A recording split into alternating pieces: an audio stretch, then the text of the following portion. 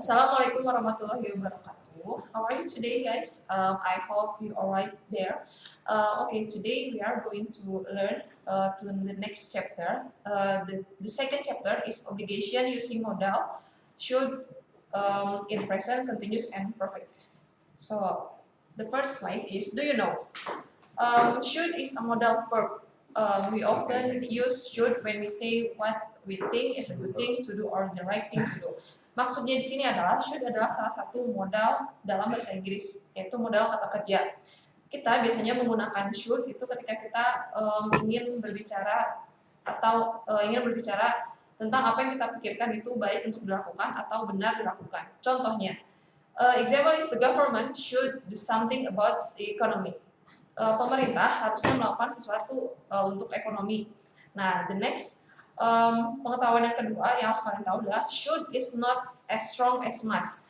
Should dan must mempunyai arti yang sama, yaitu harus. Tetapi must itu mempunyai mempunyai kekuatan keharusan sekitar hampir 100%.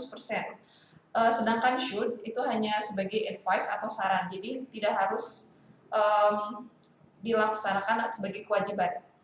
Example, you should stop smoking. The meaning is, it would be a good idea to stop smoking. Maksudnya adalah, kamu harus berhenti merokok. Nah, kalau memakai should, itu pengertiannya hanya saran. Kamu baiknya berhenti deh merokok. Nah, itu bisa pakai should.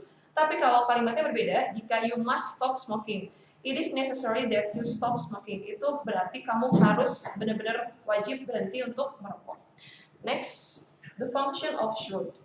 The word should can have different meaning and function depending on what comes after. Here are the difference in the function. Pertama, digunakan di present simple. Should plus present simple berarti for advice. Example, you should have some rest and take this medicine.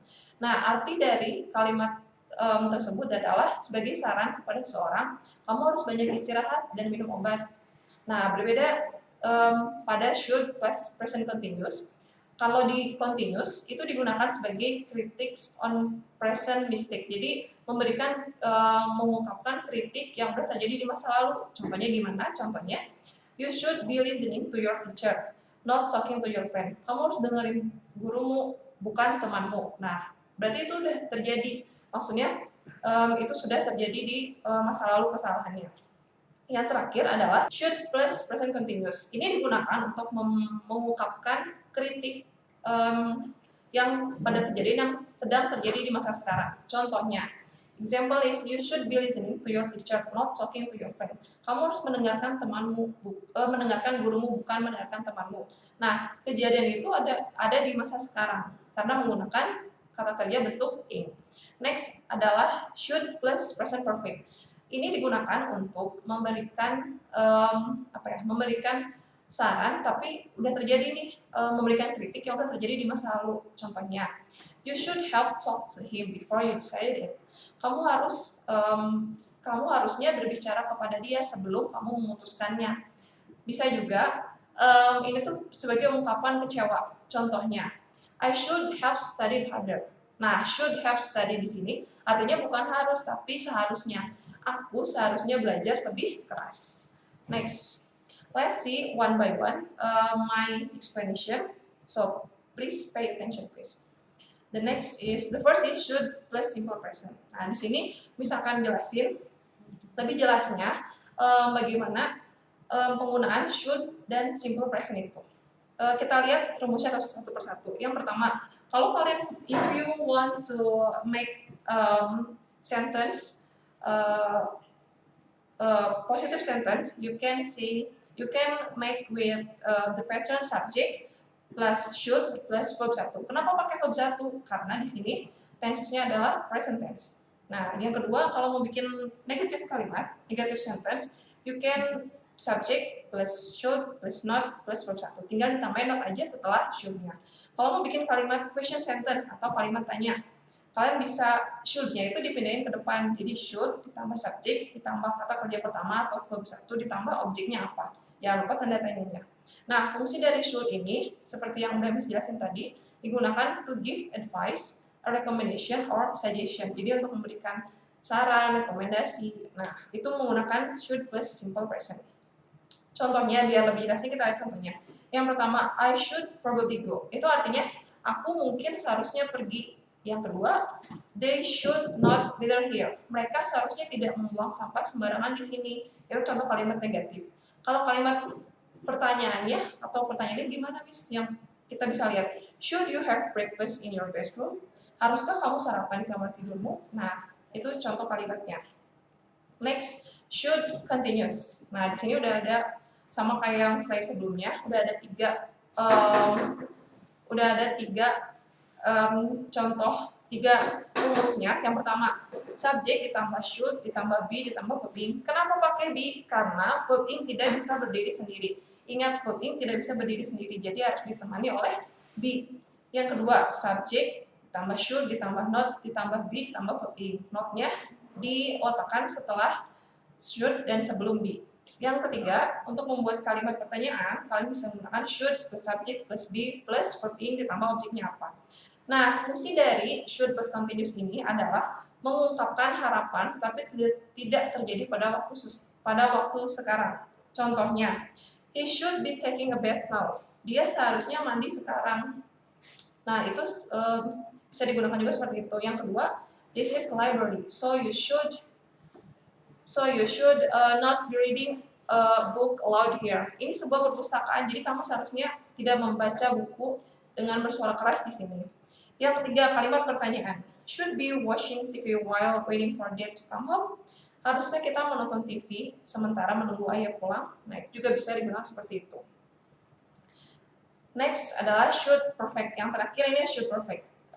Rumusnya yang pertama, subjek ditambah should ditambah have ditambah kata bentuk ketiga. Kenapa kata kerja bentuk ketiga? Karena ini adalah perfect tense, yaitu sudah terjadi atau di masa lampau. Fungsinya adalah mengungkapkan harapan yang tetapi harapan itu tidak terjadi di masa lampau, atau bisa juga mengungkapkan merasa kecewa, bisa juga. Contohnya, she should have done her homework. Dia seharusnya sudah mengerjakan PR-nya, tapi itu nggak terjadi kan, karena itu sebuah kekecewaan. Yang kedua, if it had been rainy yesterday afternoon, I should not have gone fishing. Kalau seandainya kemarin sore hujan, aku seharusnya tidak pergi memancing. Nah, itu penjelasannya. Sekarang kita masuk ke slide terakhir, yaitu summary atau rangkuman. Apa sih yang udah kita pelajarin tadi? Yang pertama, kita kan mempelajari should. Nah, should di sini digunakan for giving advice atau memberikan saran.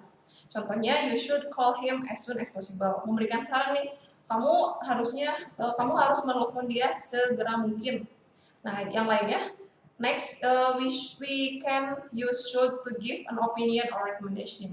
Kita bisa juga pakai should ini untuk memberikan opini atau rekomendasi. Contohnya, he should take a rest now. Dia harusnya istirahat sekarang. Itu kan memberikan rekomendasi, memberikan suggestion kepada orang itu untuk istirahat. Terakhir, should ini digunakan to express a personal opinion and is much weaker and more personal than must. Jadi, should ini tuh lebih digunakan untuk opini seseorang memberikan opini seseorang, tapi sifatnya ini lemah karena hanya memberikan saran, opini atau rekomendasi. Beda dengan must, itu kayak kita harus mewajibkan seseorang itu untuk melakukan apa yang kita suruh. Nah, contohnya, I think they should repair the tool.